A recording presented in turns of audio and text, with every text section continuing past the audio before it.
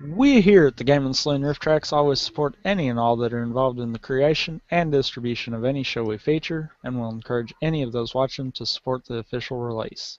Thank you, and enjoy the show. Good evening, ladies and gentlemen. Coming to you live from the outskirts of the internet. This is the Gaming Saloon Rift Tracks for November 15th, 2014. We're your host, Peacemaker2448. Rampant Epsilon. And Tommy Gun 2442.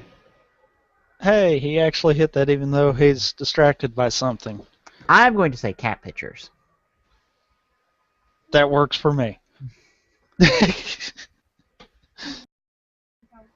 As he's not even paying attention. Yeah, they're adorable. Like, how can one not be distracted by cat pictures? Where the frick is it? On the internet. I don't know what. I'm only saying that because just about everything's on the internet. How in the frick do I change the language? Language? You don't? It's in Russian and I can't get it to frickin' fix it. Okay. Oh. Glock, take a few steps back, start from the beginning so we might be able to help. Okay. I got this game. It's in Russian. I know you use registry editor to fix it, but I can't find it in registry editor. Maybe if I move it? I got nothing. Possible. Me neither, but I have a feeling that something like that, it's not having anything to do with the registry editor. I've fixed stuff like this before with the registry editor, though. I'm under the assumption that you got yourself a Russian download. That might be possible. You might have, like, the Russian copy of the game. In terms of a ROM.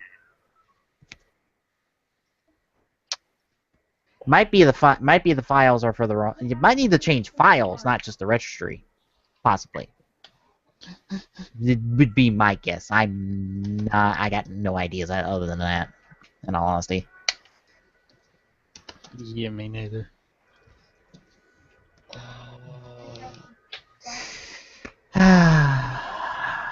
I am so ready to be done with Yugi Pegasus this week.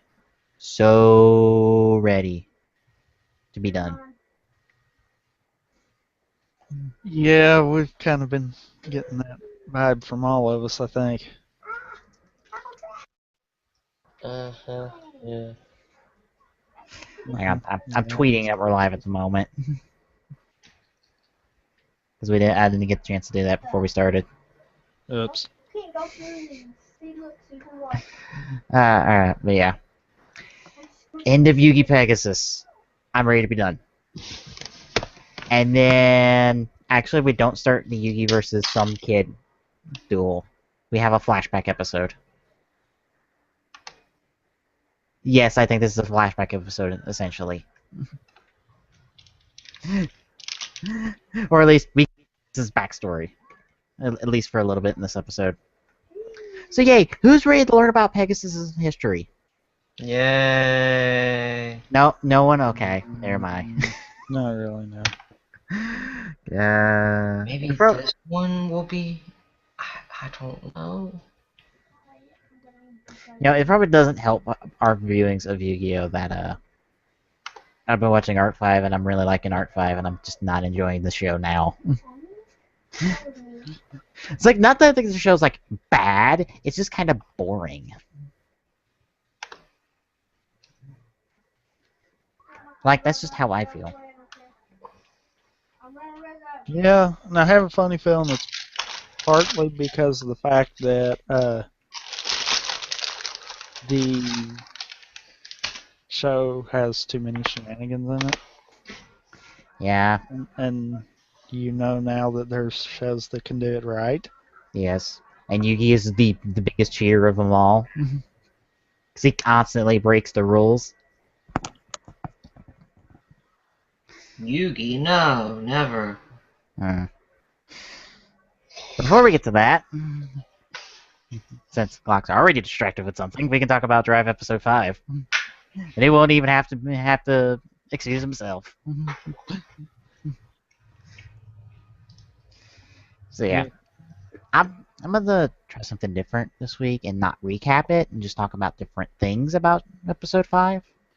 Until we get on the point where we wind up recapping it anyhow. More than likely.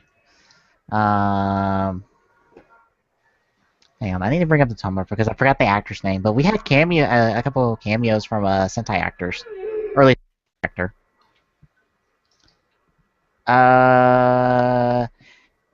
Crush and the two Roid Muse were actually a comedy trio, or well-known comedy trio. And they played the voices of Neo Terra executives from Tomika Hero Rescue Force, a kind of lesser-known tokusatsu show. And the driver that Drive saved at the beginning of the episode, he's Hurricane Yellow from Hurricane Drake, aka Ninja Storm. I did not know that until Drive Tumblr.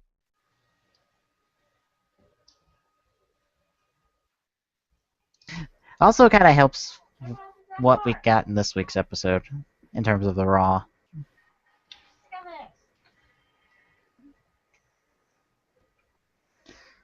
Yeah. Anyway. Let's see. Well,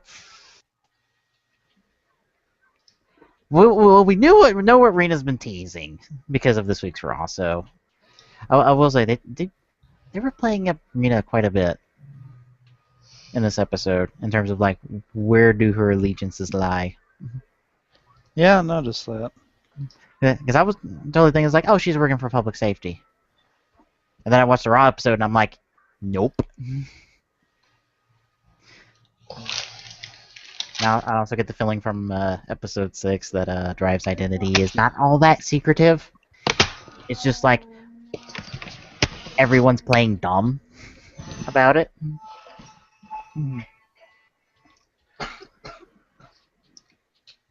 Or at least that's how I felt. I don't know. It almost makes me think that maybe they had their suspicions, but now they all know it, kind of deal. Yeah. I've also got a new theory that public safety might be the ones behind Mock. That might be possible.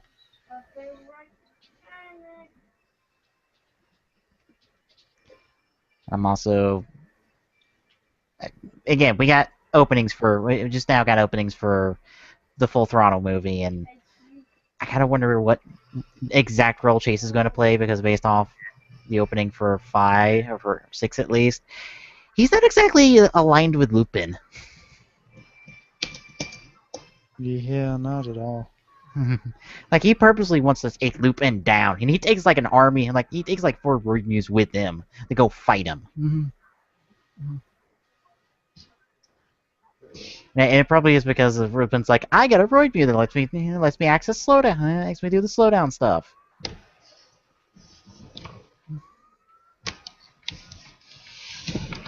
Yeah. Type Wild Tees, like Super Type Wild Tees. Which we got Type Wild this week, so.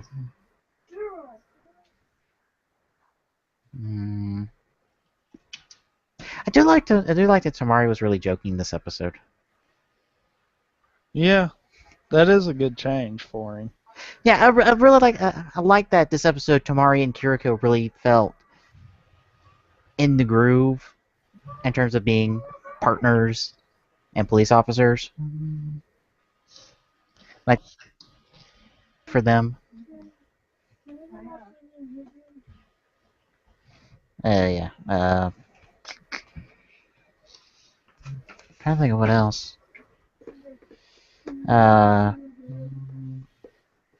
Believe we got the confirmation that Chase is using proto drive systems, which definitely makes me wonder again what the hell happened to Proto Drive. True.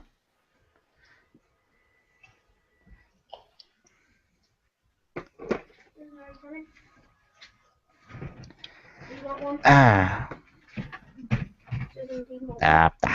I lost my train of thought at the moment.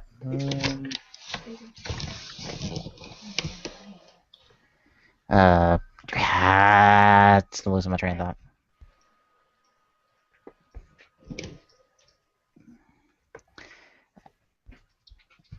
Words, sentences, god damn it. I can't think of things at the moment, Jesus.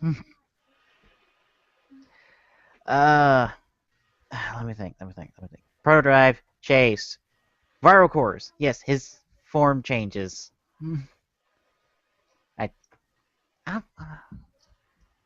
Would you call them form changes, or would you call them like just armaments? I don't know. It's a good question there, because they kind of function like drives in terms of the tire changes, adaptive armors, but I don't know. Like I just said, like form changes when I did the R&R on it, but I would probably say it's like just armament essentially, like the tire changes.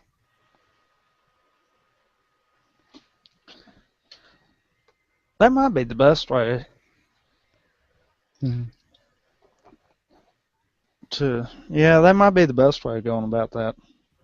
It was still cool. Like that helps relieve me of Chase isn't sticking around the Chase suit's sticking around to the end of the year, and that's it. Like they're getting invested in the Chase suit, so Chase is sticking around. And I saw a forum post that was saying, like, someone was saying, it's like, I know, like, Proto Drive and Chase are connected, but I don't think Mach is. And I'm starting to maybe go, maybe they're not.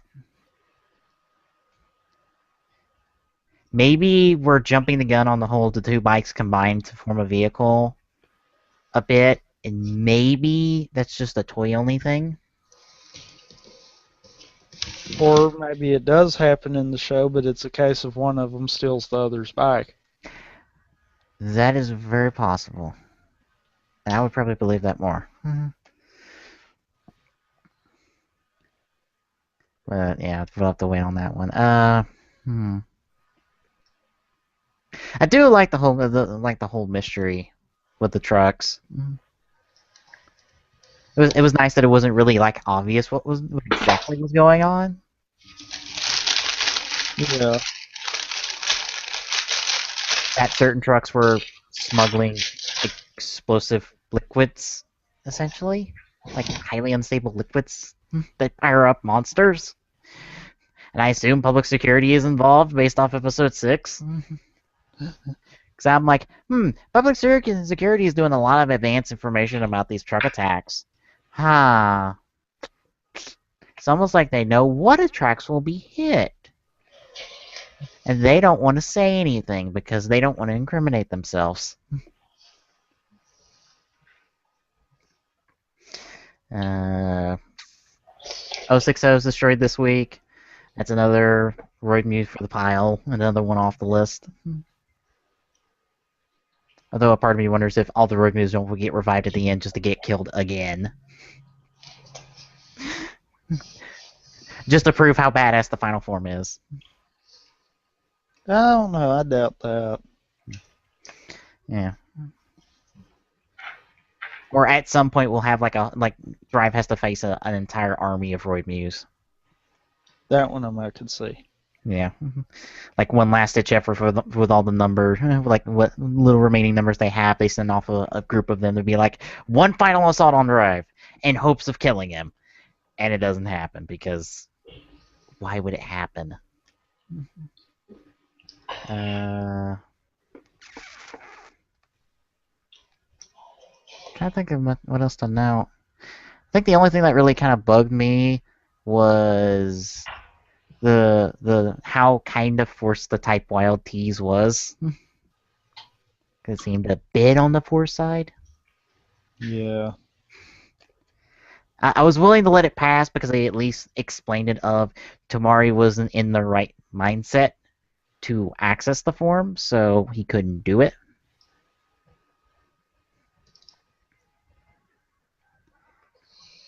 Like, I can at least buy that. Kind of. Yeah. I said in the article, I'm gonna let it pass, but I'm gonna stare at him. I'm gonna stare at it disapprovingly in hopes it doesn't do it again. It's like, you pass this time. Don't do it again. Or I will bitch at you for that one. Yeah. I mean, overall, I thought it was just a good episode. Yeah. The fucking full throttle, like, the full throttle openings are gonna bug me the entire time because I'll be like, my god, are you spoiling too much? And I feel like you're spoiling too much. Like, this feels like it's spoiling more than ever because I guess it's because we don't know that much ahead of time with these movies. And it's like, hey, Kaito's back. Spoilers. Hey, the villain stole the Kiwami lock seed, and he kidnapped Mai in the Gaim story. And oh, hey, Takatora's got both Zangetsu suits back. Like, Michi's the only one who doesn't get his. Michi's the only one who's the writer who gets to be a writer in this movie.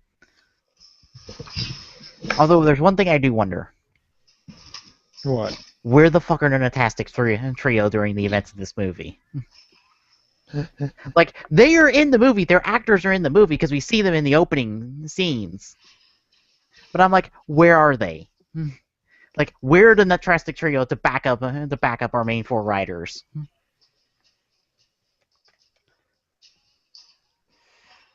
Like, I would like at least them to get like one fight at least, and maybe not get their ass handed to them like the mages did in Sengoku Movie Tyson. Yeah. It's at least like one of those, hey, we'll take care of like the minions. Yeah.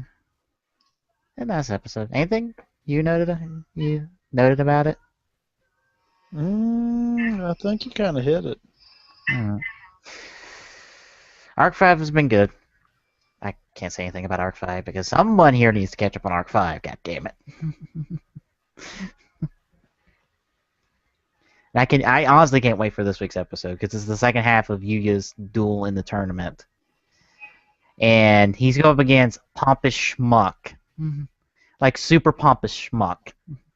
And I cannot wait for his ass to get handed to him.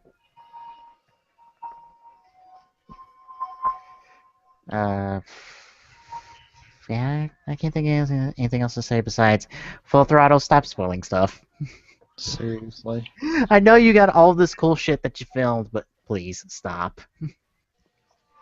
Like, I am going to read about the movie when it comes out, because screw waiting 6 months to find out what the hell happens in this movie. No, I want to find out what happens in this movie now, when it comes out. So I'll read up on it. Because, here's the thing, and I noticed this with the Token Nation podcast, that a couple of them weren't fully aware of, I forgot his name, Mars, and who exactly he was. Ow! As Glock hurts himself. Again. Mm-hmm. Second time tonight, by the way.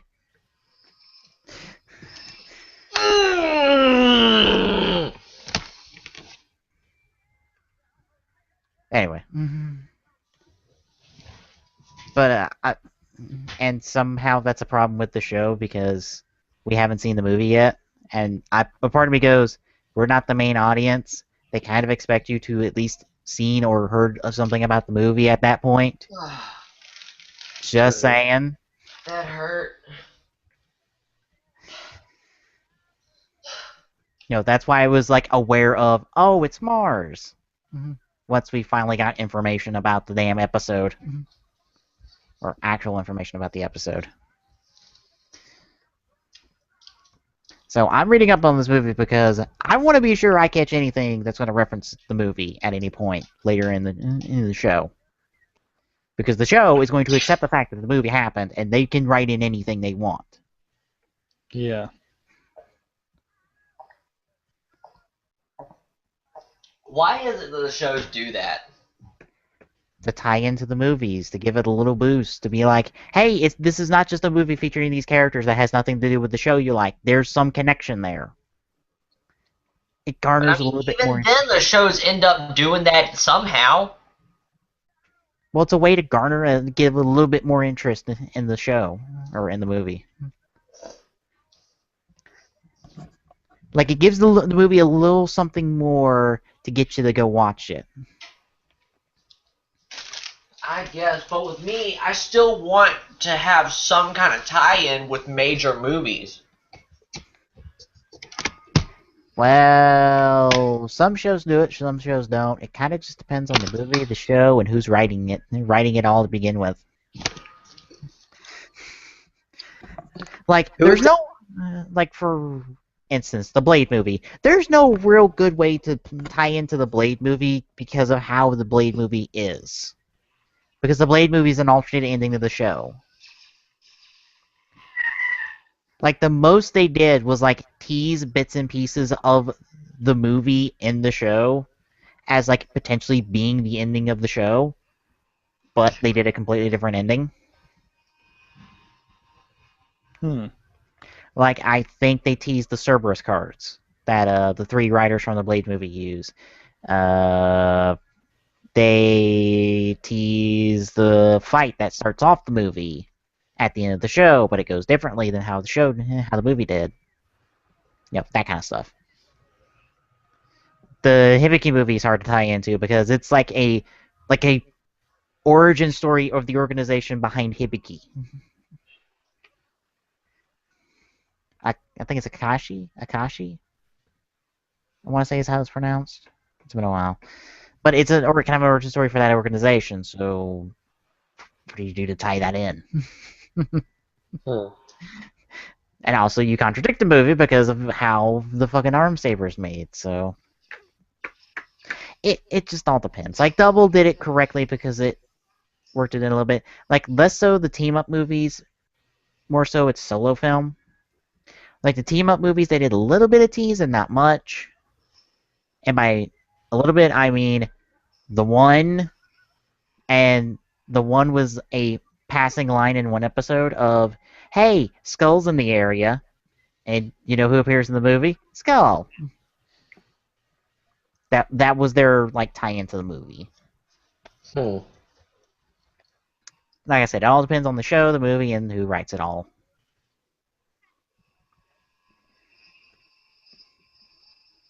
That's why I'm not like, you must tie into the show! Because I'm like, you don't. At the end of the day, you're a movie that involves these characters. You can be a separate story. You just be like some one-off story that does not pertain to the story of the TV show going on at all.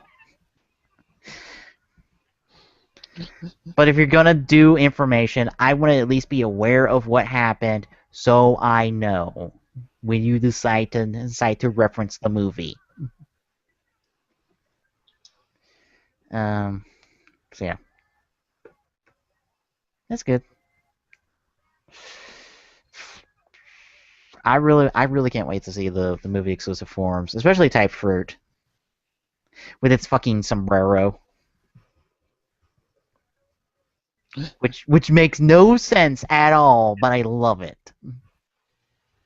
And I'm sure Glock has no idea what I'm talking about. That or he's not listening.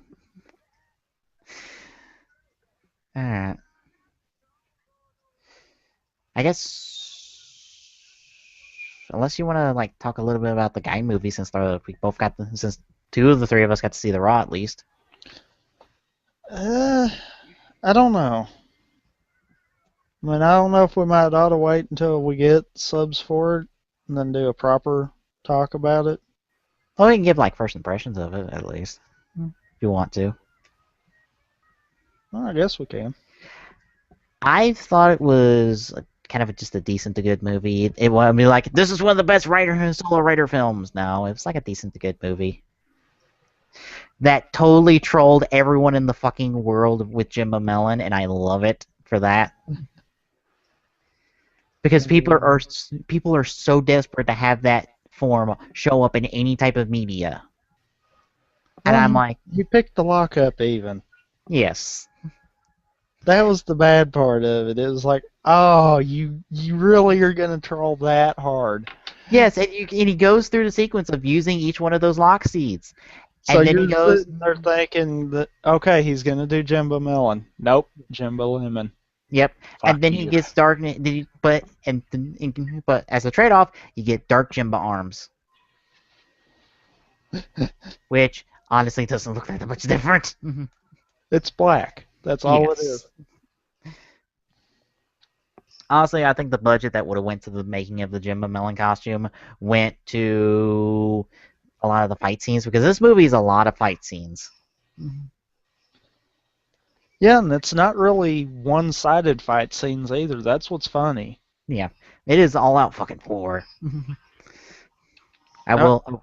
You know as well as I do, though, a lot of times when you get a lot of fight scenes, it's usually one-sided up until the very end. This one, no, it was kind of just all over the board. Yeah.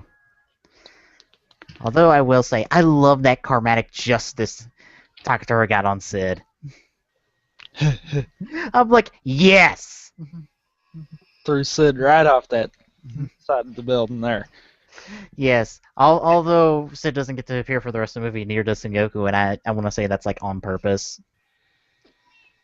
As like, we're going to take out the two obvious villains, and then everyone else gets to be a part of the whole soccer kick around Lapis thing. Well, and what I found funny with it,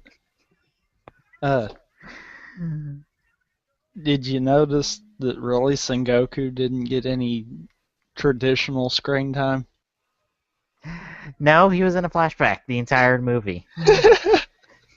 No, he gets to show up as the lemon Loxy that Michi picks up. But that's it. Yep. It's like, oh wow. They really screwed him over. Well, I think that was fine because they were more focusing on the hero characters. Also, Jimbo Matsuburika, or not Jimbo Matsuburika. Okay. At the point the movie came out, technically they weren't focused around the hero riders, because that was when Michi was a dick. Well, this movie actually takes place at... Well, in like chronologically, this movie takes place after the Zangetsu Shin Zangetsu fight. Yeah, so he was a complete dick, and slowly breaking down on the inside at the same time.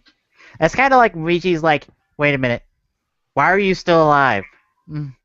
I killed you.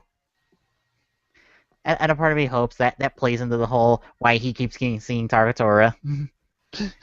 It's like some remnant of that world fucked him up, like spiraled him down further to cause that bout of insanity he had for like the rest of the series. That would be cool. Yeah.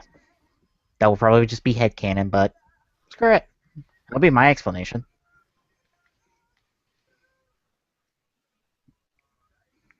That would have been neat to have seen that play out. Yeah. I will say the soccer stuff seems a bit shoehorned in, but... Hard. Yeah. I'm okay with the first, like the start of the film being the soccer match, because I'm like, yes, the World Cup's on. Yes, we got to do a tie-in. I'm okay with this. But the final battle to be this big soccer game that all the writers are playing, I'm like, okay, we're taking this a bit too far. Yeah, just a bit. And the fact that the Lapis suit is just like the Matsuburika energy suit is all but wasted in this movie. Because it's like, yes, you get to transform and you have one fight scene. That you're not even a part of. Yes. Oh, by the way, the Matsuburika energy lock seed is out, and guess what sound we get with it? What? Jimba Matsuburika. It is officially a thing. Oh God. So guess what, Internet? Now you have 2 Gemma forms to fucking bitch about that we haven't seen actual visual forms of. Have fun while I proceed to not care. Hell, that breaks the whole concept of the whole design of Matsubrika to begin with, because Matsubrika is just 4-sided, so there's 4 forms. But now there's a 5th form. Because, screw it, why not?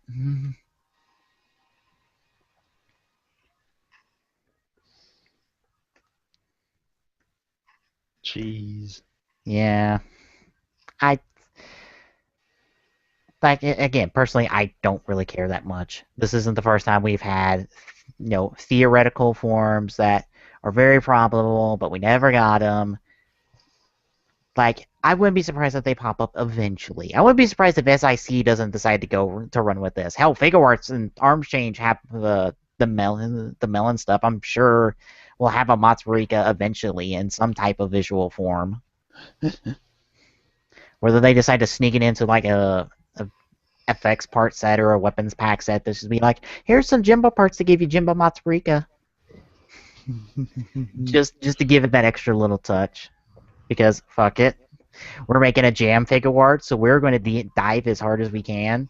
Except not 15, because screw that movie. Can't blame them on that. Yeah. I mean, I thought the movie was fine. I still want to see it sub, but my knowledge of the movie made me go, okay, I know what you're saying. I kind of get this scene. I kind of get this scene. I kind of get this scene. I kind of get that scene where talking towards being a badass going, yes, I am fighting this thing back that's trying to kill me. Literally.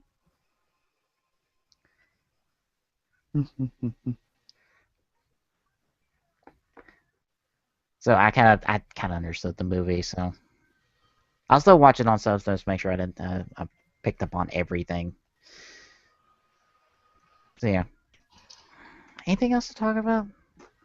Because I'm still behind on Rebels. I need to catch up on Rebels. I really do.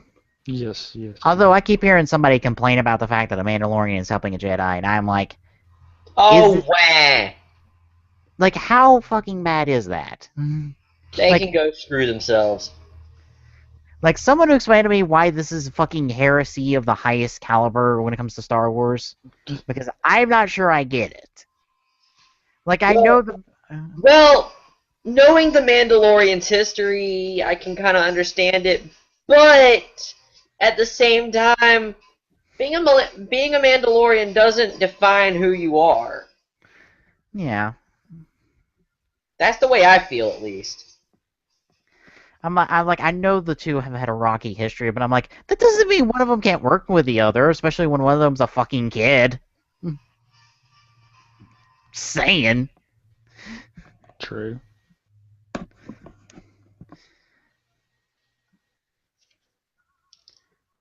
Alright. Guess Yu-Gi-Oh! Episode 39 and 40. Let me get them up. Fusion of Light and Darkness, Black Chaos Descends, and King of a Duelist. I'm just ready to be done with Yu-Gi-Oh! Pegasus and be like, yes, we are one step closer to fucking getting away from Season 1 of Yu-Gi-Oh! Because I'm kinda done now. Episode 39 and 40? Yes. Would WAO anime would that be the best one to use, or? That's the same one we've been using. That's the one we've always been using. I was asking because usually you have sometimes you'll have a better version of it on the site. That's because WAO Anime will fuck up the version they have online. Yeah. That would be where that would come into play, but I don't think that'd be the case, or else Tommy would, have me upload that to the server so we can have that there, at least. Yeah. Yeah. As for the King of Duelist episode, Artemis doesn't care. It's like, hey, we get Pegasus' backstory after he's been defeated, because spoilers, he's losing this duel. Spoilers. He's gonna lose this duel? Oh yes, it's such a shocking twist. Are you sure? Oh no, spoiler alert.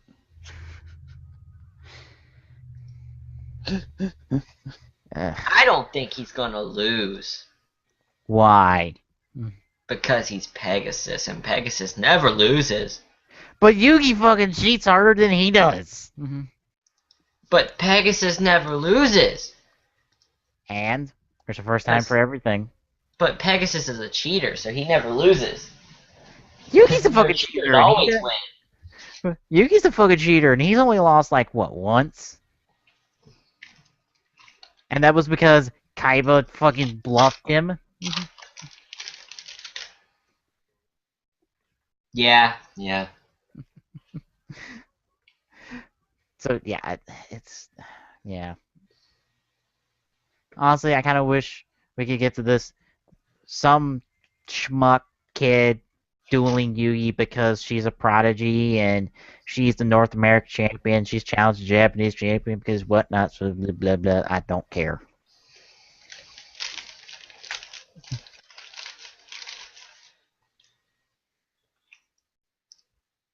Last like Wait, she's the North American champion. I thought Bandit Keys was. not anymore.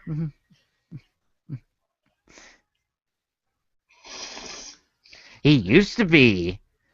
But you remember the flashback to where Pegasus gave a kid a slip to beat Kaiba or beat a? Was it the same kid?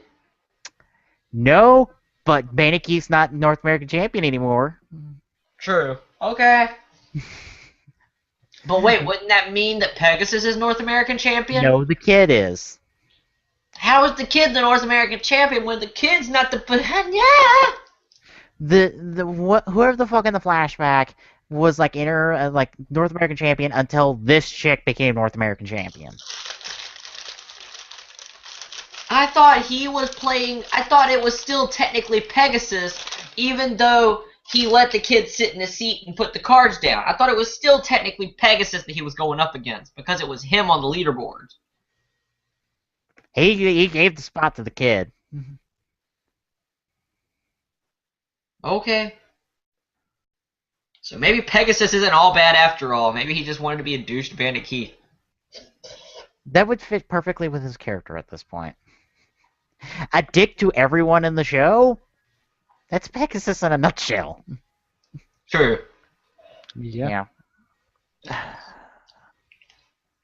Yeah, I got nothing more to say about this.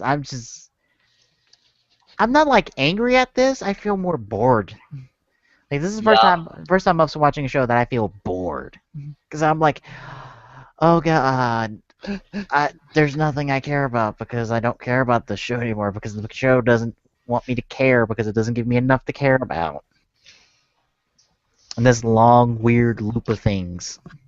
Which is sad because I remember this show being like the greatest thing on Earth. It's because you were a kid back then. You didn't have the highest of high standards. I really did. I found this show to be the greatest thing on Earth, and I don't know why. Now that I watch this, it's just like, oh god, there are so many problems with this show that it's ridiculous. But I remember it being so perfect.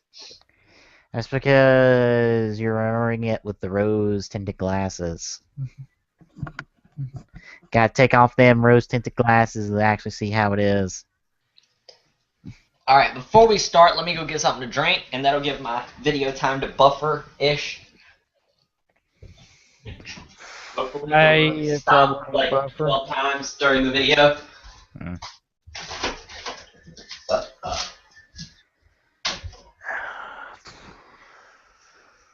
Yeah. And also, it doesn't help, at least for me, that I've watched all of 5Ds. I'm watching Arc 5 currently, and both have been so much better than this. Oh my god. We have not watched as many episodes of this show as there are of Arc 5, but I would call Arc 5 a better show already. Based on where both shows are at and their numbers.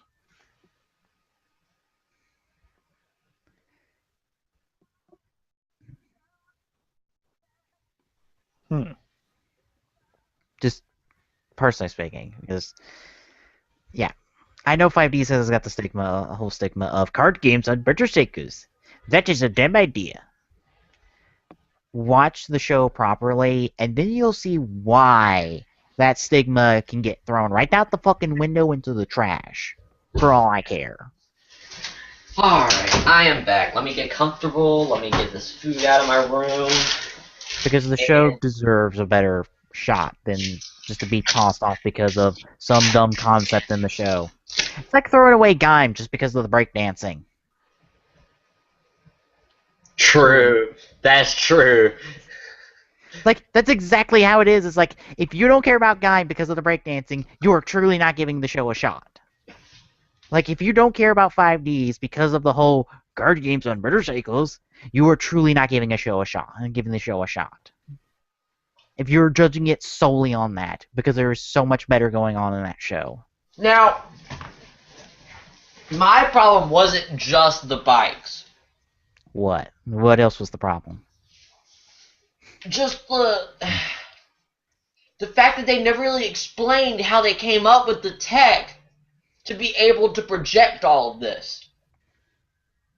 They explained the power source. The power source, did? yes.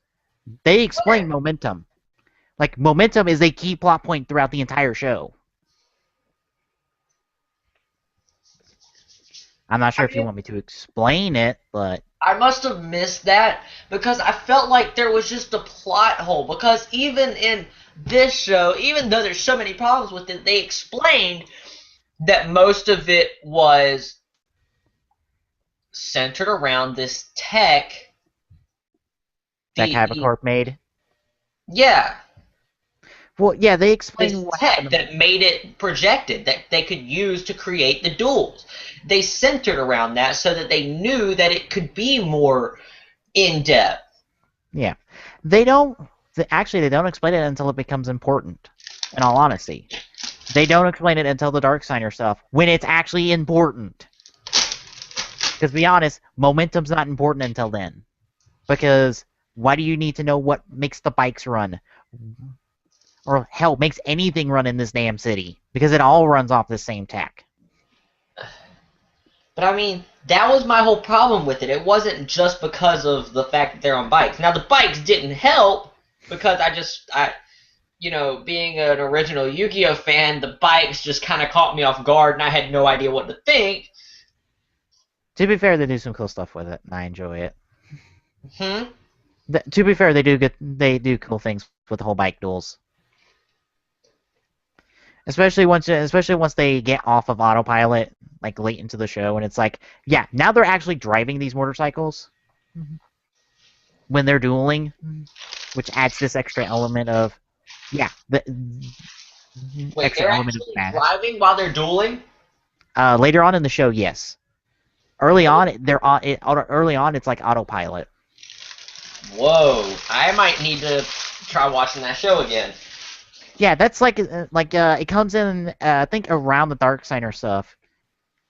Okay. When it's like, we're turning off autopilot. And it's literally like, they need to turn off autopilot in order to duel the Darksigners. Why is that? Because the Darksigners summon big-ass giant monsters, and they need to be able to dodge attacks. To an extent to where it doesn't hurt them as bad because they're taking actual damage in the duels. And no one wants to be crushed by a giant monster's hand. Let's just say Yusei learned that one the hard way, because he almost got fucking killed in his first duel against a Darksigner. Like, literally almost killed. Okay.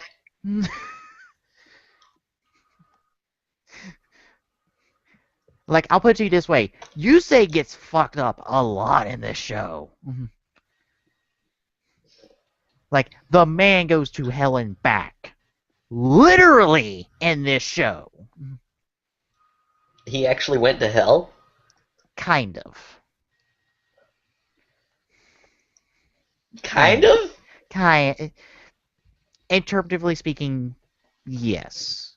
Well, kind of artistically speaking, yes. He didn't actually go to hell.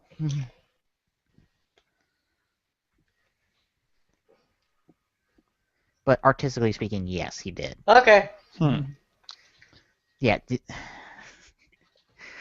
To be honest, considering what Yusei has to go through in the course of 5Ds, the man is a grade 8 badass. Grade 8 badass in my book, because after everything he has to go through, like, if you bring it in from any Yu-Gi-Oh show, he literally has to go, oh, that's new. Because in all honesty, he's seen a lot. He's dueled against people who used fucking gods as cards, literally gods, or Earthbound Immortals, I believe is what it is. He's dueled against people who use the cards that are based off as guardians or Norse mythology people. Like, he has to duel against 3 people who use Thor, Loki, and Odin as cards. And they don't fuck around. Oh, yeah. And that fucking duel, Yusei has to pull out everything to win that duel. He not only has to pull out Stardust, like he always does, he has to pull out Shooting Star Dragon. He has to pull out Majestic Star Dragon. He has to pull out so many moves to win that duel because the Polar Gods, which are the Norse mythology cards, are so bullshit. Jesus. As long as they are in the graveyard, they can revive every turn. Seriously? And just come back. And they each have a special effect while they're on the field. And it's ridiculous. And Yusei has to fight and duel someone who has all 3 on the field, and he has to pull out everything just to win. By the skin of his fucking teeth. That's what makes me be impressed by Yusei so much more, because he has to fight so hard to win his duels at times. He has to dig so deep. Like, he has to pull out new moves all the time to win. And, like, a lot of other duelists have to, too. And it's not just Yusei who duels all the time. Huh. But yeah. So, yeah, that's my endorsement for 5Ds now. That's my endorsement for 5Ds. Yusei is a grade 8 badass. Good guy. And I think he does the most interesting thing by the end of the show. Like, at the end of the show, he has the most interesting ending in a certain way. And I'm like, wow. I don't think any other Yu-Gi-Oh protagonist will ever do that. Does he lose? No. Does he quit? I think in a certain sense, he kind of quits dueling. And he retires. Yeah. Like, by the end of the show, he has offers to go to all these pro dueling leagues, and he decides to stay in Neodomino City and kind of retire. And just be like, I'm just gonna protect the city. It's like, I'm just gonna look out for the city and just help out where I can. Cool. He's like the Yu-Gi-Oh superhero. It's like, he retires, essentially, at the end of the series. In a certain way. And, like, all the other characters, like, only, like, 3 of them continue dueling. The 2 others go on to have different careers. And I'm like, wow. Do they have a, later on, and there's later on after the story? Yeah. Type episode, like later on in their life? Well, it's the last episode, it's kind of framed around that. To where one person is telling the story of of kind of like when they all split up.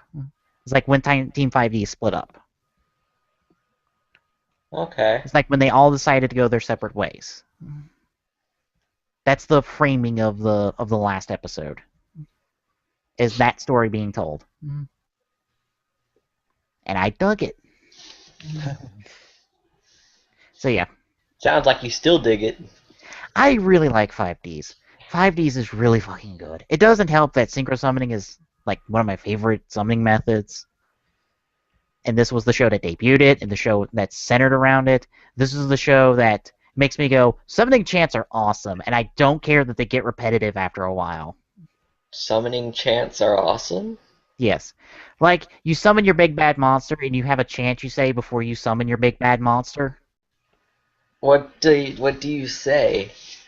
It depends on the monster. Okay, shooting star dragon? Or Stardust dragon?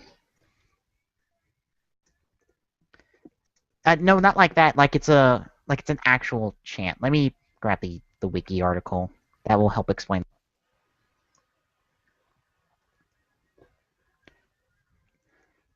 Like, take a look at that link.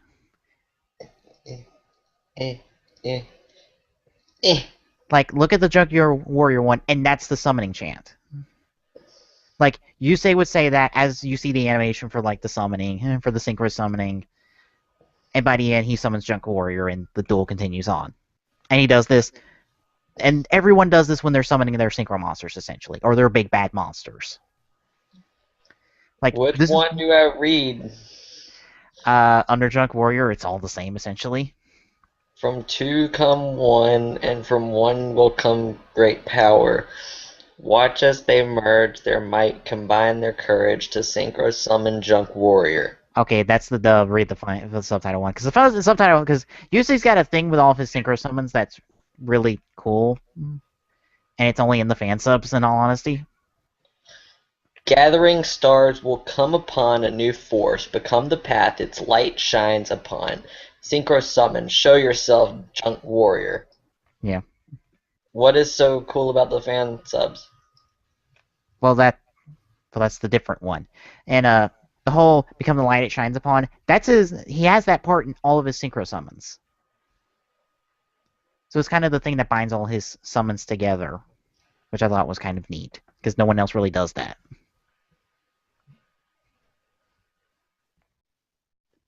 He had a different one for Junk Destroyer. Yeah, he's got different synchro and summon chants for all his monsters, but I mean, he had a completely opposite, like his original, and then he had a different one apparently for one episode. For the dub only. Oh.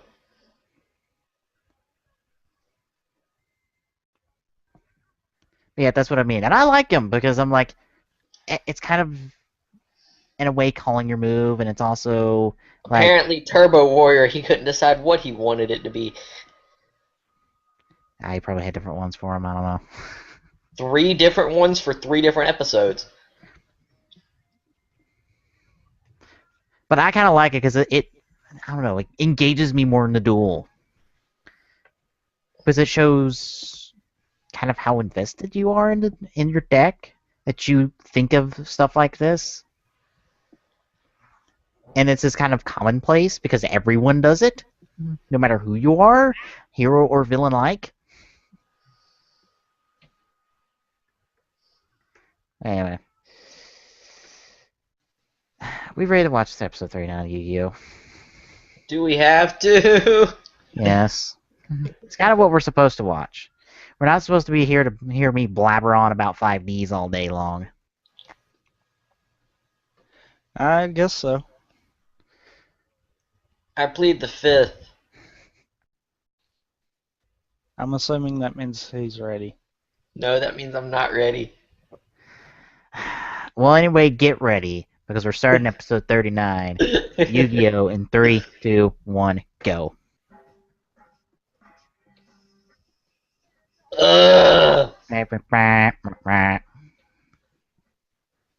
I'm muting this because I don't want to hear the intro. No! Stop! Stop! Just stop. I'm trying not to hear the intro.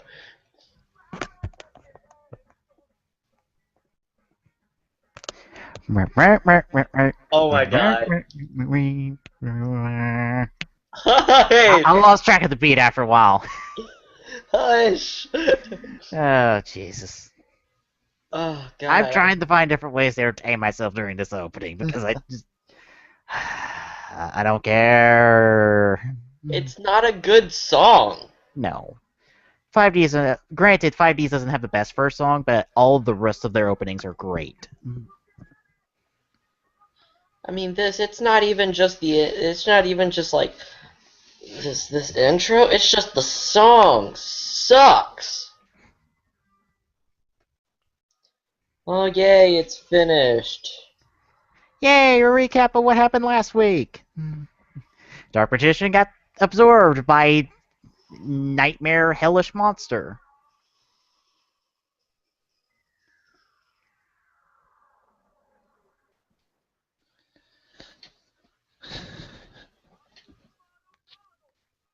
And Time Bomber to say, fuck you, you're on a time limit now. I'm calling it in 2 turns. Beat me to it.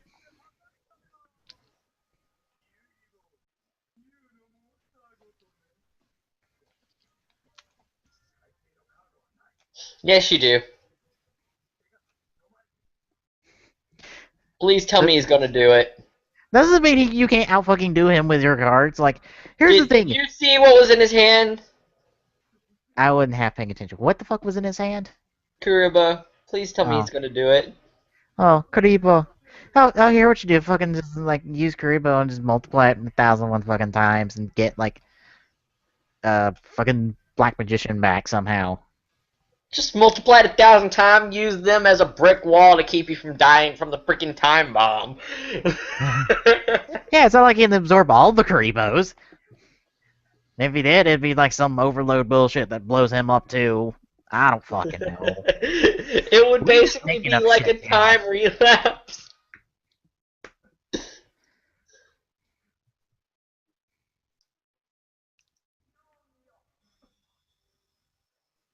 Oh, hi, Grandpa. Did anyone hear Yu-Gi-Oh? Yes, I heard it too. Ha ha ha ha. They said the title. It's not funny. Not at all. But it's always funny when you say the title of the show you're in or the movie. No. It's always funny. The only thing it is if it's badass, and that's if you fucking earn it. But you gotta fucking earn it.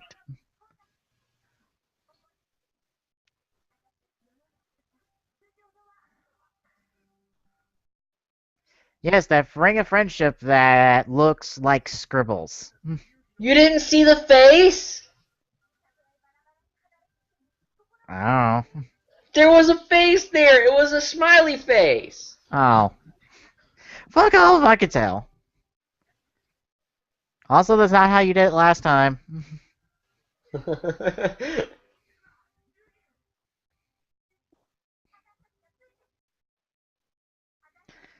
Oh, apparently I found this out today. The first part of Yugi in Joey's Japanese name, Yugi and Jonochi, I think it's Yujo, means friendship. That are we going a little eccentric for this mind scan, aren't we?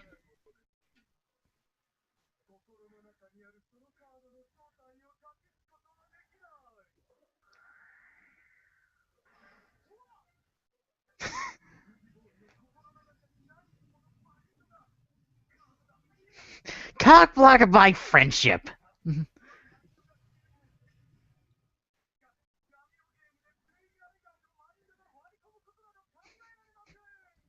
And he hasn't done this ever before because why?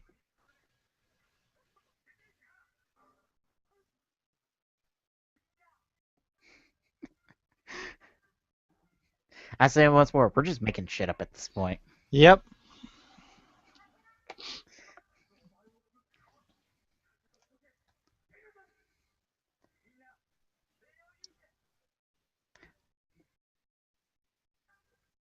To be honest. I wish this wasn't just bullshit and just Yugi fucking with him. Faking the fact that he blocked his mind scan and just confusing him.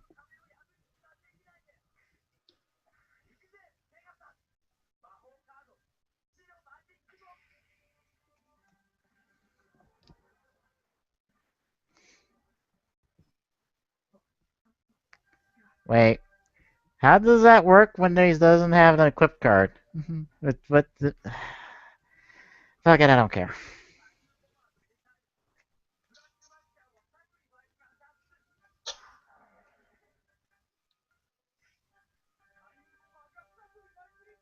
So does that mean that the time bomber is gonna blow up? Relinquished? Yes. Okay.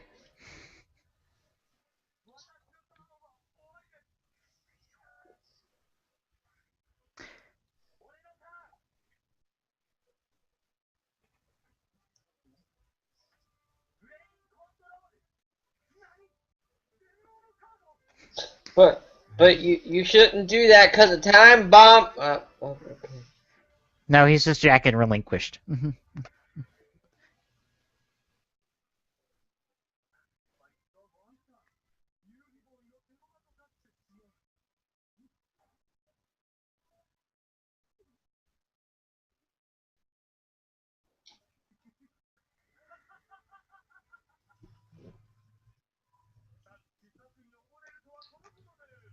I would hope not.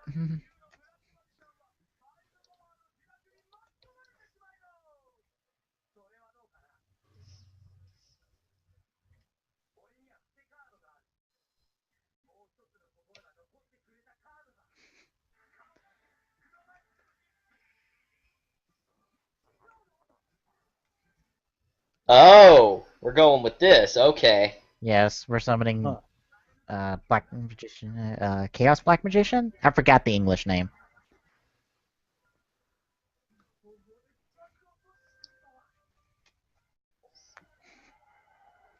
I figured he'd just summon Karibo and use it and then just blow up relinquished. I'd love that. I'd love that so much.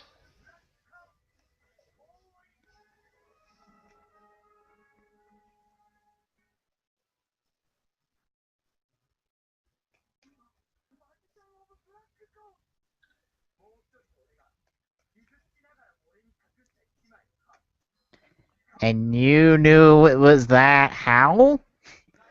Magic. Pretty much. It's like, I'm just gonna assume that card's gonna help me. I'm gonna need Time Bomb for it. Oh, I do need it. Okay. That is not a very powerful card. My deck right now would smoke it. Remember back in the day, plus it's a ritual monster. I'm sure it's got effects out the wazoo.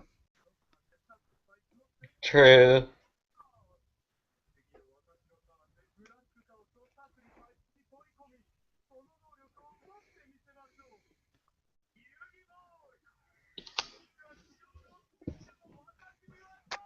Oh, he will beat you. His bullshit has yet to reach its climax. Hey, it's that part from the opening that they used all the time in the English in the dub. Yeah. Why was Yugi red and Pegasus green? Does that mean Yugi became the bad guy? Fuck if I know. To be fair, black and white are kind of reversed in terms of good and evil in Japan. They are. Yes. So black is good and white is evil? White is often associated with death. I'm not quite sure what black is often associated with, but I know it's considered the opposite. Okay. So. White is not a good thing.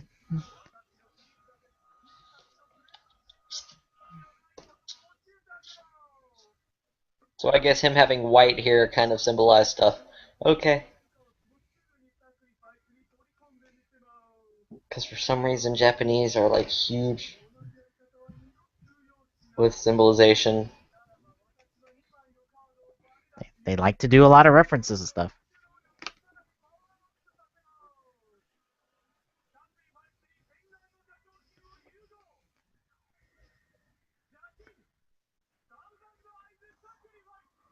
Oh, Thousand Eye relinquished. Huh. Now to increase the nightmare fuel even more. Oh my god, he has a mouth now. And another 1,000 eyes. On top of his one. So he has 1,001 eyes. So that's a lie, Pegasus! It's 1,001! But what about the two green eyes? So technically he has 1,003. True. Pegasus, you're a lying bastard with your names.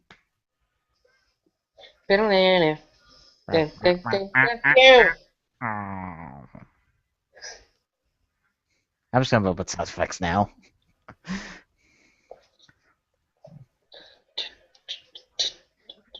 Another thing they've used from the opening a lot. The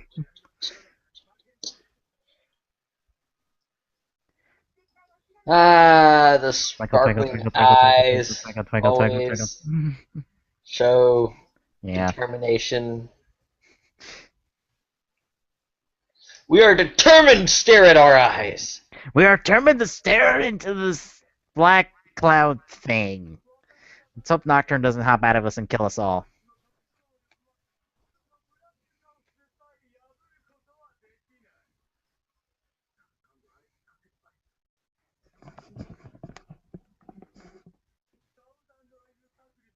I love how everyone freaking memorizes the abilities of each card. So, like, the second a card comes out, they're just like, oh god, I'm screwed, the abilities. I'm the one that sits there and goes, oh god, what does that card do? Read! Well, they read fast, that's what it is.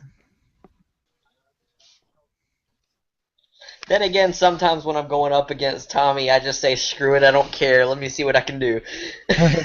And that's when you fuck up hard. Yeah. Except for that one time when I pulled out my five-headed dragon.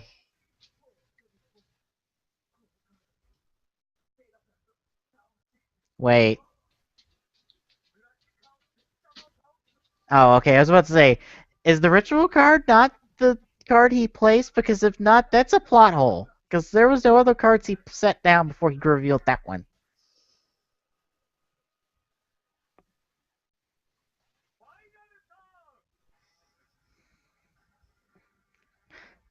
Are you sure about that? Yes. Fortunately, it's not going to be... Fortunately, he's still losing.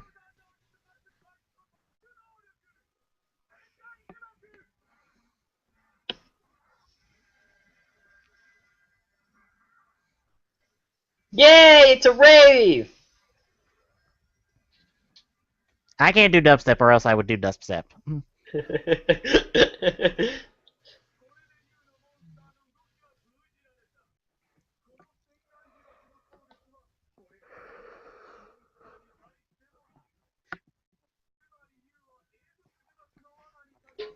That looked like a trap card.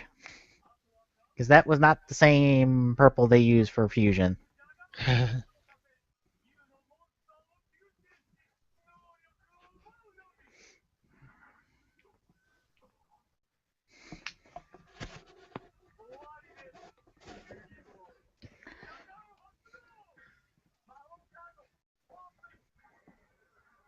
Wait, open means activate? They do it both ways. Okay. I think they do open more often than not, just because it sounds cooler, I guess. Oh my god, they did it! Oh, what? They did it! Ah! We're using the stupid bullshit Karibo move again? I forgot about the stupid bullshit Karibo move! Oh god, I didn't know they used the Karibo move in this fucking bullshit duel. Okay.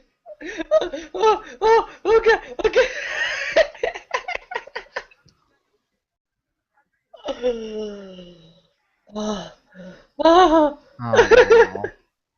So literally all he's doing is absorbing all the Karibos. Yes. And that covers up its eyes. What about the other three eyes? They don't count. Did light come out of those? No, then they don't count.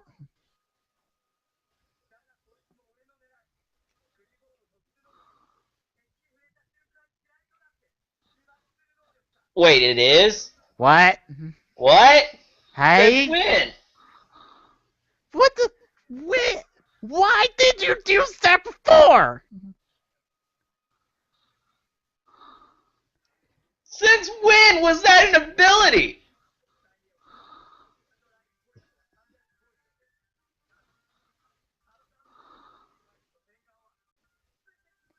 What? The monster's not blown up, but the eyes are. I. Don't even argue. I'm Don't even done. argue. I'm done. I'm fucking done. Win this fucking duel.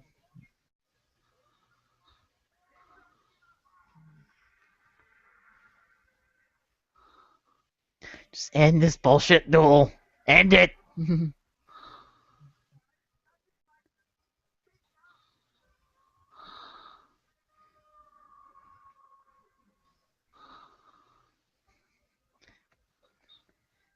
And I think that bullshit was so extreme, it knocked Tommy right the fuck out.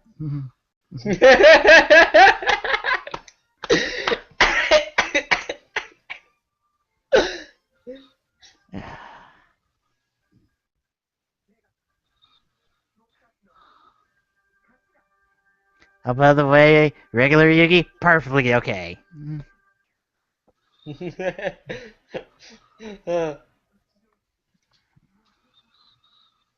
Don't worry, he cheated, so it's understandable.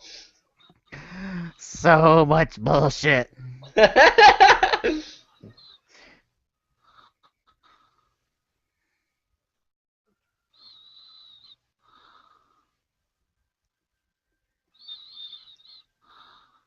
Oh god, we can hear him snoring. Tommy!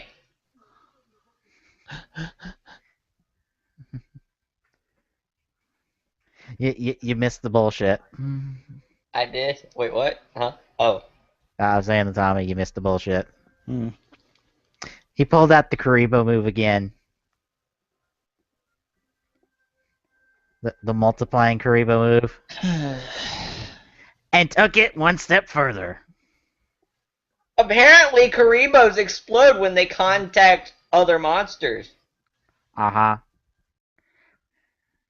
That's a well-known ability of theirs. Of course. Dad, why did you throw him off the fucking ledge? You'd save us all some trouble.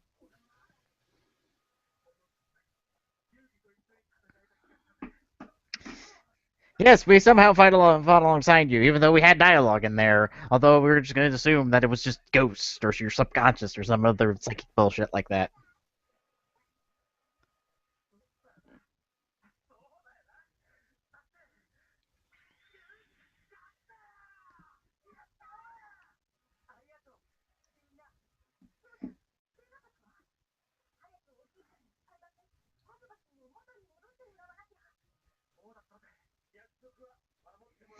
I think he's going to be a bit too broken to do that at the moment.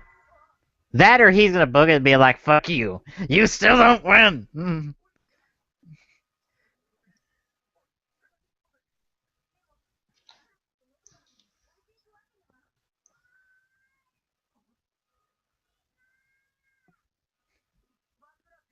Yeah, by the way, Valkyrie is fine now. Totally oblivious.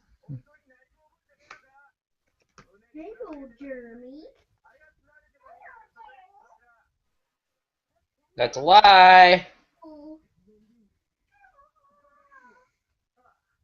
Mama, Jeremy.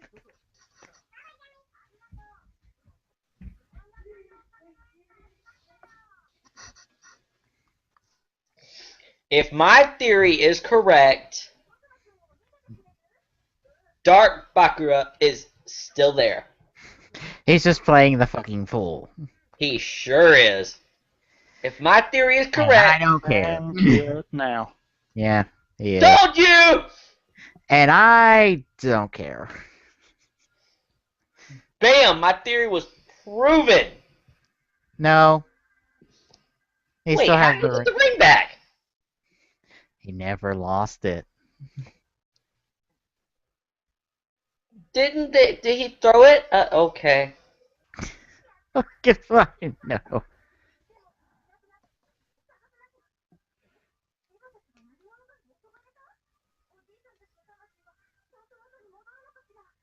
So Pegasus has had gray hair since the day he was born. Because that's how hair works. Because he's been old since the day he was born. No, that's just how anime hair works. It's like you have weird hair colors just because you have weird hair colors. There's no rhyme or reason behind it.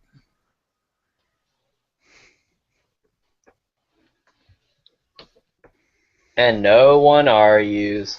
No, because I don't care enough to argue. Just want this to be done and over with. So yeah, Yugi won through extreme bullshit like he always fucking does. I don't know, that was one of the biggest ones. I mean, I was kidding when I said I wanted him to use the Kuribos. I was kidding! I wasn't being serious. I didn't seriously want him to use the Kuribos. I think I mentioned something about the Kuribos earlier. What? I think I mentioned something about the Kuribos earlier, and I'm like... I had mentioned it earlier too, because I was like, it would be so cool if he, like, grabbed the Kuribo and made a giant wall to, like, shield the blast. No, he made a giant wall of Kuribos to make the blast!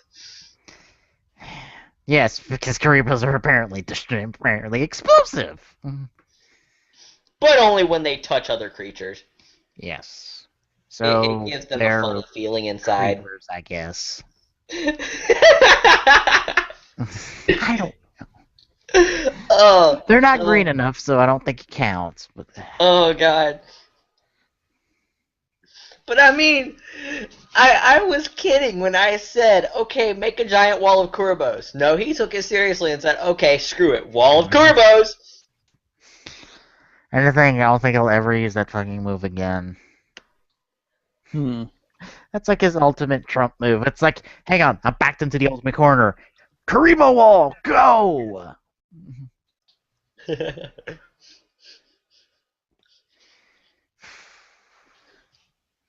I don't know, what did you think of it, Tommy? He was asleep for most of it. I was about to say, it's so boring, it actually puts you to sleep.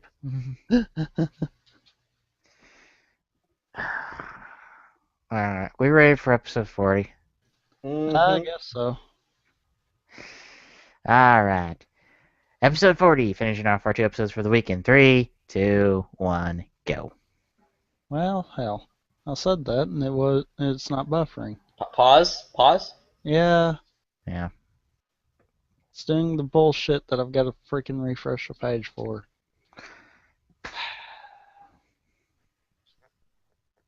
Fucking piece of shit. Although I will say, I can almost guarantee we are watching something better next week. Because I double-checked the show list to make sure make sure I was on track on what the hell we were watching when. What are we watching next week? I will say it when we get to the end of the show. You can type it in the message, in the thing. I could, but I don't want to. Why? It's in the show list on the site. I don't have the link to the site. Do you not remember the web address for the site? I know the web address, but I mean, like, I need the link to the specific article. Because for some reason, for me, forums is a pain to get through. Do you not have the right permissions? I do. I just don't understand, like... I guess y'all reorganized the forums, and I don't know where everything is. It's in the TGSR staff forums. Oh, that one, yeah. Bar up top, that's the last one on the TGSRs for you, is in the TGSR menu is TGSR staff forum. That one, yeah. Yeah. And all the articles are in the TGS staff forum one. It's in the same spot in the TGS list.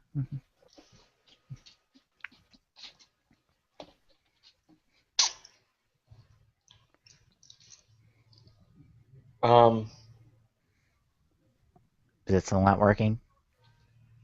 I think I got it. Oh, okay. Yep, I got it. Find out what... I was about to say, all of our random picks are there. Like, everything there is set in stone. For now. Oh, okay, I see. We have the dates. Good. Yes.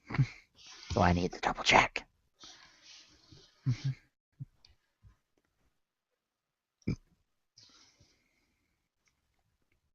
Okay. I can't wait for the rewind after that. Yeah. Although, That was your pick to begin with. huh? Those last 2 are your picks to begin with. I know, but I need to get rid of that last one because Now he's going to have second thoughts about it. No, because Well, me and Jeremy talked about it, and he said that he'd be okay with that being my pick for a season. did I? Yeah, you did. Oh. I must have said I don't care either way. So I might end up holding my original pick for season 9 back and putting that in for season 9. So is that slot going to open up, or are you gonna pick something else? Y'all can pick something if y'all want to. Okay. If y'all don't want to, I can pick something pretty easy. Way back because I have to show. Anyway, we all reset on 40. Yeah. Back to the top. Try this again. Hold on, I'm getting lag for some reason. Now it's Clockson that's going to have the problems. Because you have Steam open. Actually, I don't. It's because Steam opened itself when you weren't looking. Oh, yeah, it did. You're right. Okay. What? I was joking. No, I didn't. He left it open and you didn't realize damn it. that's what it is. I was joking. You were right, though. Ah, god damn it.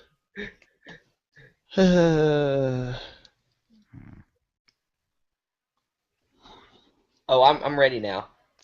Alrighty then. Watching episode 40 here in 3, 2, 1, and go. Mute. Okay. I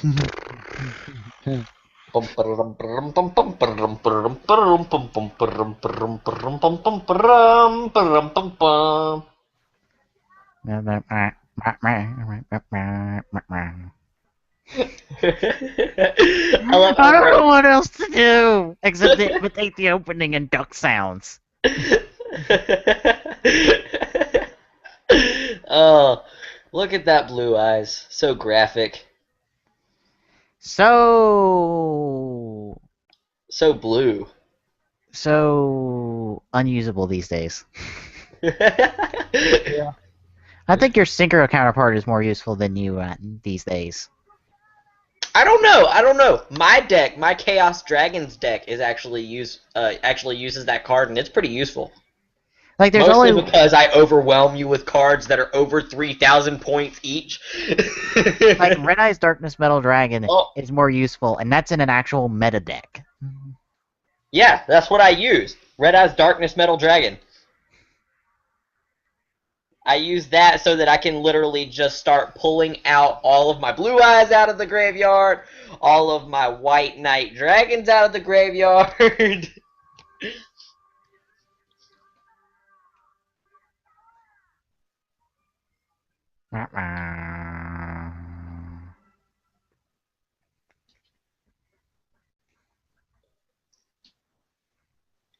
Bye, idiot. Hi, evil person. Can you just go ahead and die? That'd be great. Can you go ahead and do whatever evil bullshit you're wanting to do? Maybe jump off that cliff. Maybe that place you went to back when you thought it was a dream. Ah, see, we're playing the pronoun game.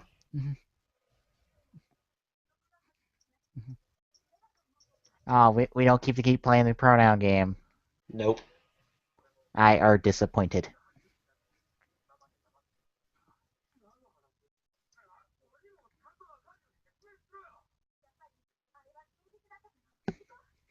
And let's completely ignore Joey, even though he's asking all the right questions. Yep. Yep.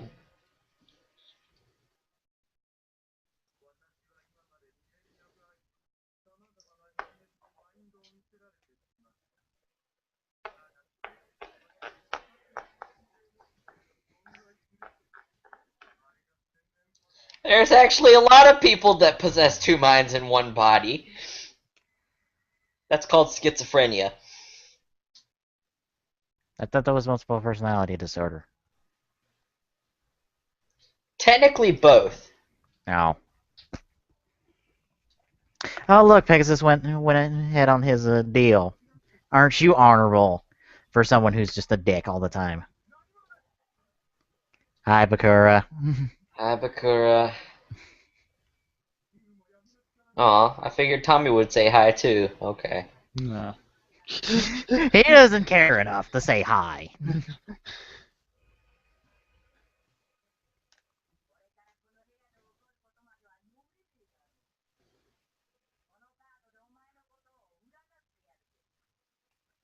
Tell his future. I thought you were a thief, not a fortune teller. You dabble in a lot of stuff when you play thief. When you're a thief, Okay. like ask Neil Craftry. He knows a lot of stuff about a lot of different things. True.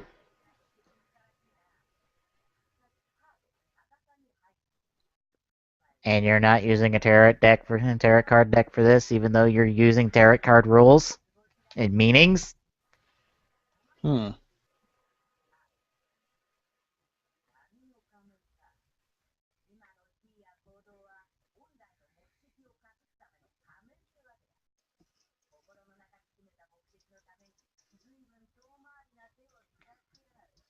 Even though that's not actually a tarot card formation.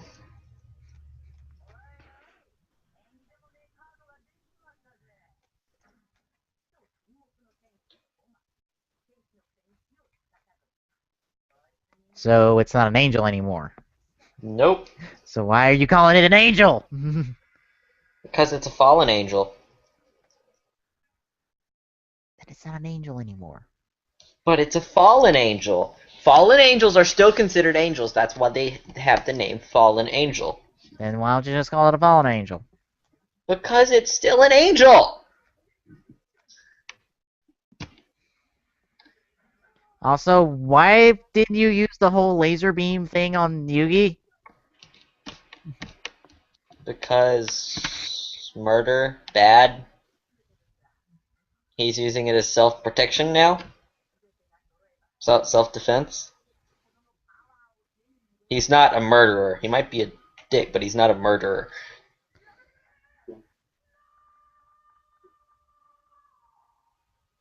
Well then.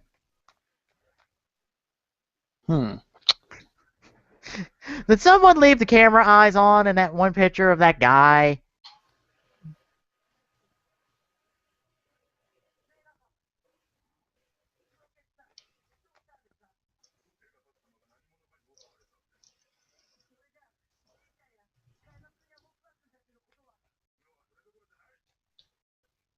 Motherfucker, we had a deal.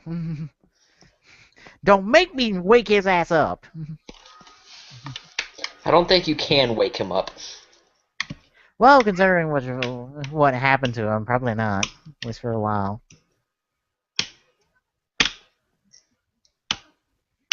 Pegasus had a diary? You mean a journal? Yes, and it's apparently in English. And also Pegasus is American for some reason. Fuck if I could tell. He seems more English than American.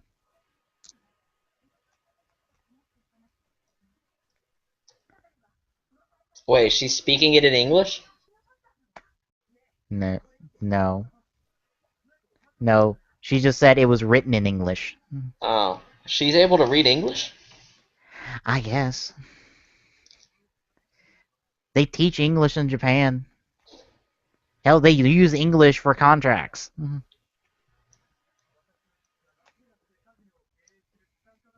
Oh, look! Las Vegas.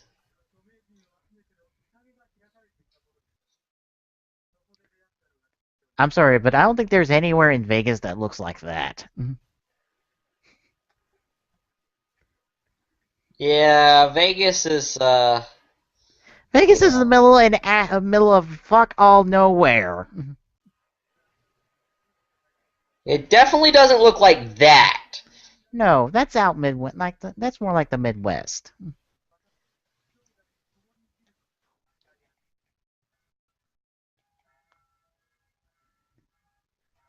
And they got married.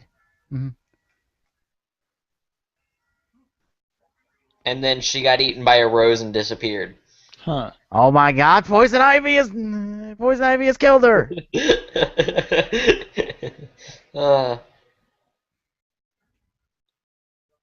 So she died of plot disease, plotitis. And then he got madly obsessed in love. Well, he was already in love, but madly obsessed and started drawing over and over and over again. Yes, and he went to Egypt because all evil magic shit's in Egypt. Don't you Well, know? yeah, haven't you learned about the pharaohs? I'm just stealing that joke from fucking Linkara. This had evil magic shit in Egypt. Fucking Stargate had evil magic shit in Egypt. Fucking the Mummy had evil magic shit in Egypt. You mean all of the mummies? No, the Oh, wait, no, movies. the last one was in China, wasn't it? Yes.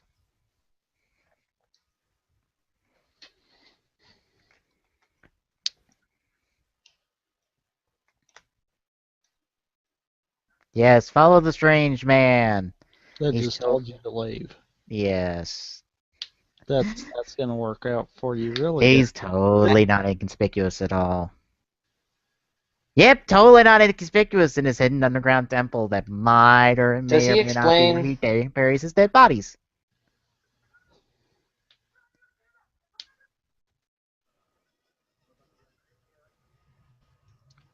Okay. There are a couple Millennium items missing. Apparently somebody already took... Apparently Bakura didn't get his ring yet. Although Merrick has got his staff. And Yugi's got his puzzle. How does Bakura not have his ring yet? I don't fucking know, but it's there. How does Bakura... But I mean... And the puzzle's not there, so that means... I'm... Grandpa's got it at this point.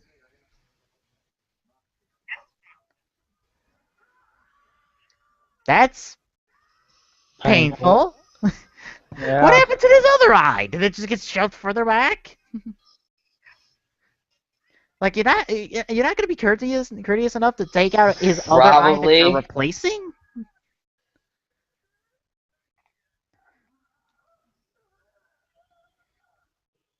That was what was so painful. The other eye got crushed. Oh. And apparently it bleeds glowing blood. Yes. So... What, Pegasus is an alien? And he's getting blood all over her hair. No, he's getting all over his hair and then... wait, no, never mind. Oh no, his hair's white. That's not gonna come out. Yeah. Sure it will. Just gotta bleach enough.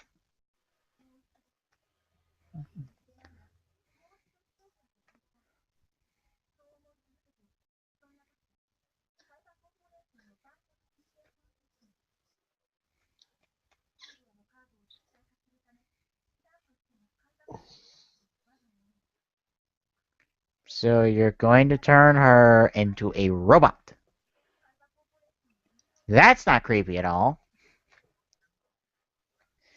Because, that's totally what Hank Pym did with Ultron.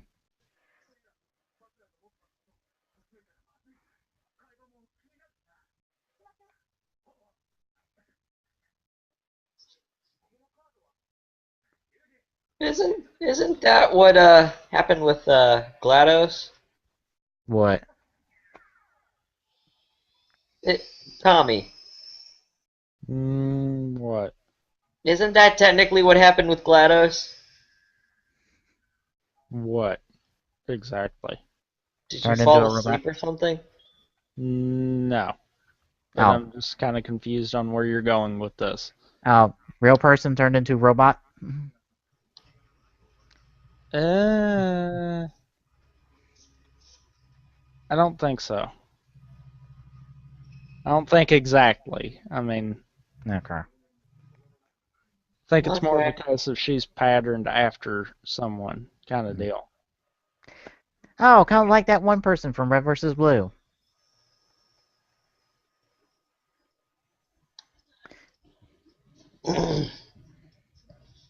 I don't know which one you're talking about there. You may not know that part. Because it's a part of the Red versus Blue you did not see.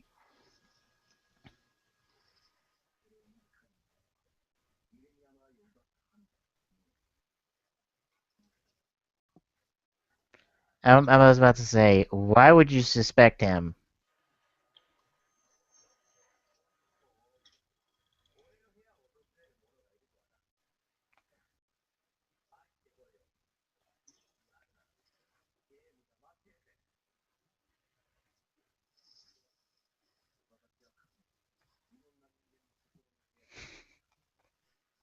Also, totally didn't use a Keyblade to access one's heart. It's a mind blade.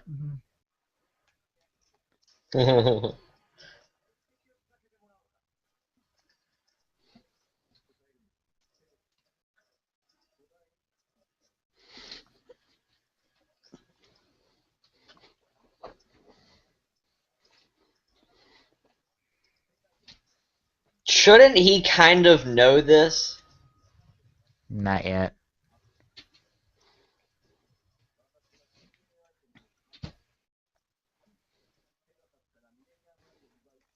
Actually, there's another item missing. I don't know which one it is, but there's something else missing besides the rod. Oh, so that's what happened. Bakura stole the Millennium Eye. Okay. Yeah, he ripped the eye out of Pegasus. Okay. Because Bakura's that much of a badass, he just is like, yoink, mine now, bye. Oh, we're gonna play this game.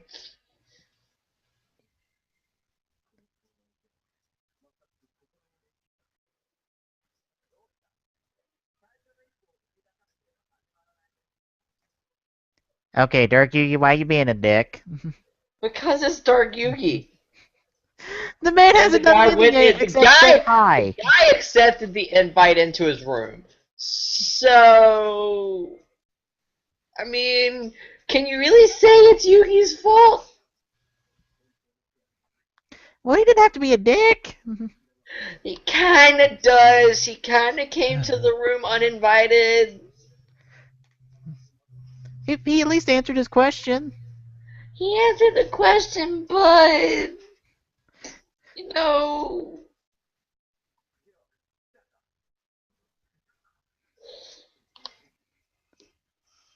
no, you haven't. Nope. Pitfall.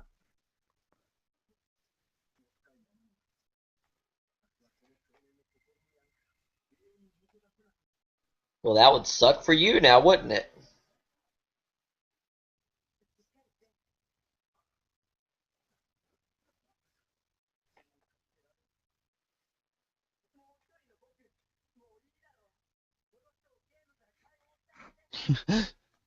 Yeah. Like he's gonna listen to you.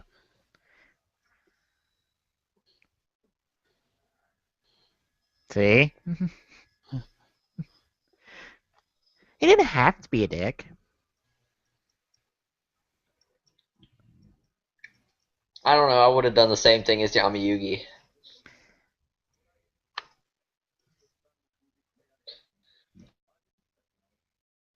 And they Sorry, I totally would have look done the like same duel exact thing. monsters, which is totally not convenient.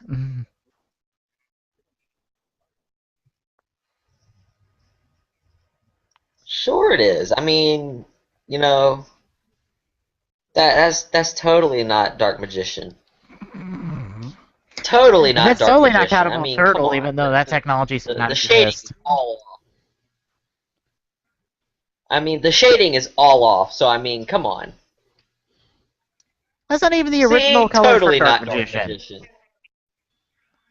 I'm just saying, that's not the original colors for What? Dark Magician, so I don't know what you're talking about. What? That's not the original colors for Dark Magician. Yeah, exactly.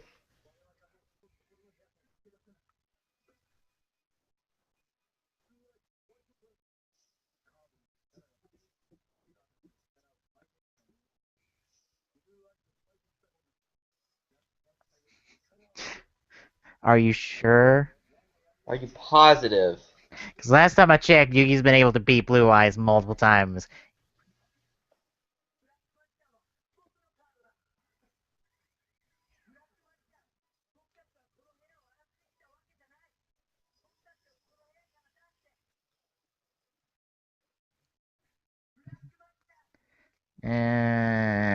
You passed today.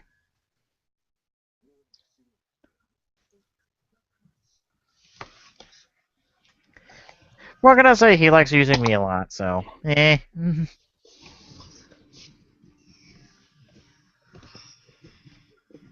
Huh. Totally not something that will be brought up in like years later.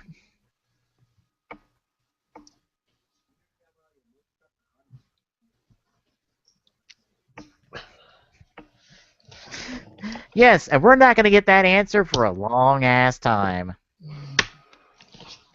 Answers? Who said anything about them giving answers? In my long time, I think it might get answered in season 2. They don't give answers. Who gives answers anymore?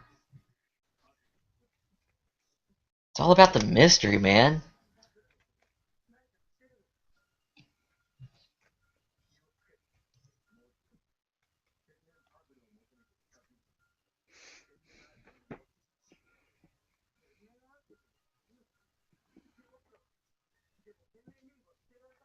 Oh, that's right. Seven means millennium.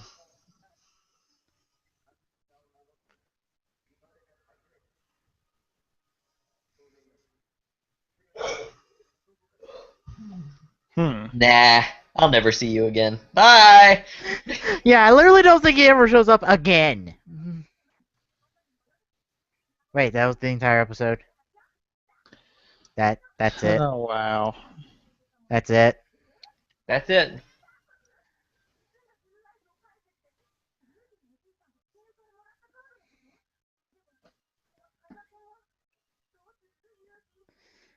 Oh. Can you tell what the duel next week's gonna be about? Nope. No Shenanigans? idea. Oh, wait, that's a normal week. My bad. Oh no, it's one of the stupidest plots in TV history. It's gonna be about cookies! That doesn't... No, that's not a stupid plot. Things involving cookies are never a stupid plot. Unless they're pot cookies, and then it's a stupid plot.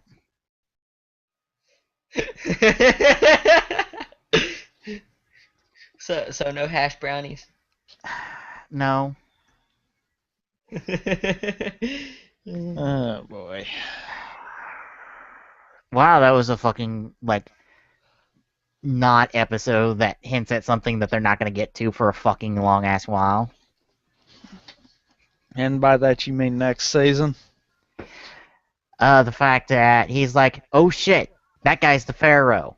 Well, I'm sorry. I'm just gonna walk away now, and I hope you don't kill me.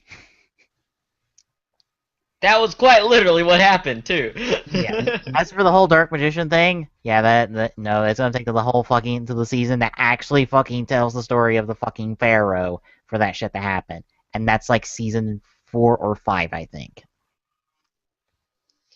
I love the fact that I was sitting there going, he's the Pharaoh, he can do what he wants, he doesn't care about what you think. That's why I said, yeah, he can do what he wants. Well, he did walk into his room. Like I said, he's the Pharaoh, he can do what he wants, and he doesn't care. That's a terrible mindset to be as and to have if you're a leader. It is. However, it's what's gonna happen. Yeah. That was a downright forgettable fucking episode. Pretty much. With a character that will barely fucking appear ever fucking again. Because he's gonna replace by someone else. Who acts just like him. He's gonna be replaced? Yes. By who? A female character that uses the necklace. I don't remember. She's prominent in season 2. She's like Merrick's sister. Oh, yeah. the chick. Yeah, Merrick's sister. Yeah. Yeah. Pretty much she'll replace him in terms of that role. All mysterious, telling person that knows shit. Yeah. That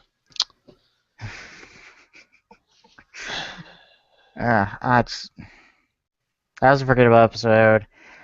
And Yuki Pegasus is full of bullshit. Like the penultimate of bullshit. No better way to end the final fucking duel, I guess. Well, I mean, you gotta have shenanigans to end it. Yeah, any thoughts on it besides fuck this? We're done. Kuribo! Any worthwhile thoughts? Nope. It's just one of those things. You have to go, okay, Kuribo for the win. Alright, I'll give it to you. Well, we will actually not be picking up Yu-Gi-Oh! Next week.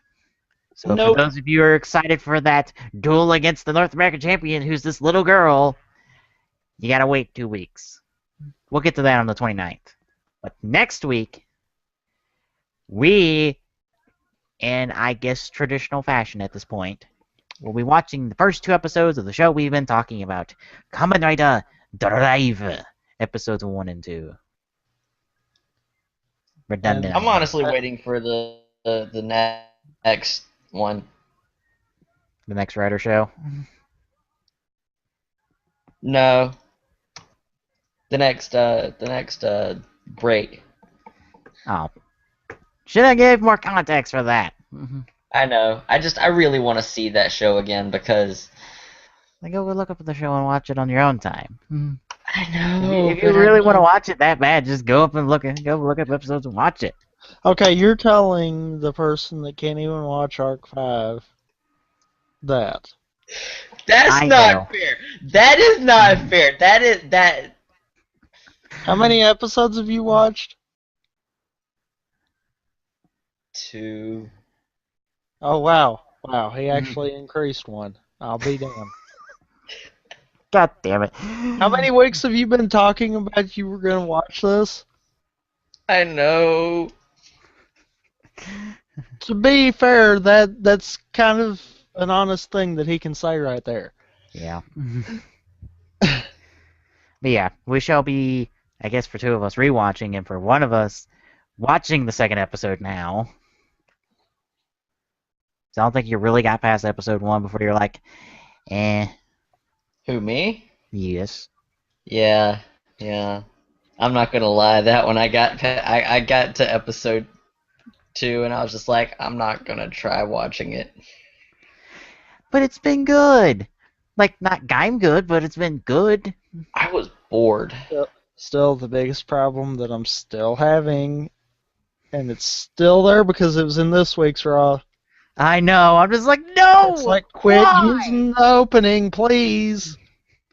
That's like the one problem that I'm seeing with it, and it's like, come on. Good news, though, we got the music video for the Drive opening, which means we got the full song now. And for whatever reason, they have the new Corvette in the music video that's being driven around. Like, it's not the new Stingray, but it's the new Corvette. And that just confuses me, because I'm like, what? Like, what deal did you work out to get the new Corvette? Like, I was expecting, like, a classic car, but I guess maybe those wouldn't be not as well known as just getting a new car. So yeah, we were actually going to watch something we kind of enjoy now. Well, 2 of us are. One of us will still be bored to tears. I really will, because we're gonna watch the same 2 episodes that bored me. How about you watch the next 2 episodes? I don't know. Give the next 2 episode arc a shot. If you don't like it from there, then I honestly think the show's not going to be for you. Okay. But Although, you know, that's something too that I didn't think about. That kind of didn't learn completely from game, in my opinion. Yeah, because they're still doing the 2-episode arc system. Although Yeah. they're trying to like carry over stuff through arcs. I mean, I'll give them credit. They're doing better. Yeah. Because even at the end of the second arc, we're usually getting the little intro of here's kind of a little bit of what to expect out of next week, but we're not going to tell you exactly what's going on. Yeah. So, I mean, they are kind of at least leading into the next arc good. Mm-hmm. It's not like a cold drop and then a cold start. Yeah, which is nice. So it's like they're at least meeting us halfway on the whole. Some of us are tired of the 2-episode arc system, and by some of us I mean not me, because I don't care that much. If it's told good enough, I don't care what format it's told in. As long as it's told well. Yes. I don't know. I'm fine with the 2-episode arcs, but I really liked how they did it with Game, where Yeah. really there was no arcs with it. It just kind of all flowed together. Yeah. And I mean, I like that whole. There's no real good. Just okay, you're watching it from start to finish. Here's the point where you can stop, and just like that. yeah. Because I feel like with Drive, after the end of each arc, you could stop and just go on and do something else and come back later. Yeah. I'm just not willing to dump a show just because the writing format I don't like. Oh yeah, I mean I'm not going to with that. It's just going to irritate me that they're not learning. Yeah, because I think some people have actually done that, and I'm like, why? Part At of le- it's because Game did so well. yeah, They're but don't. looking, and if it's not matching up to Game, then it's like, well, it's just another Rider show. We can all go back and wait on the next one.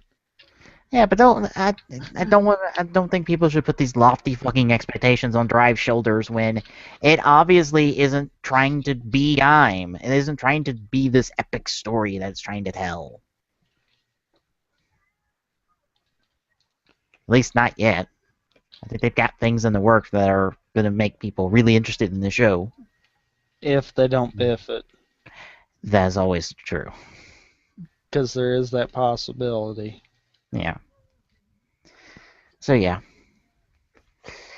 But until then, that'll do it for this week for Game Saloon Rift Tracks. For Rampant Epsilon.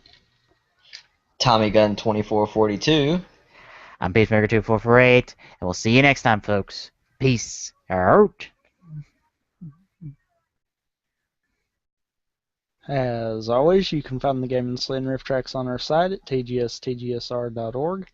Don't forget to follow us on our social medias, on Twitter by following at TG Saloon, on Facebook at facebook.com/thegaming on Google Plus at google.com/plus tgstgsr.org, and on YouTube at youtube.com/tgsaloon. Till next time.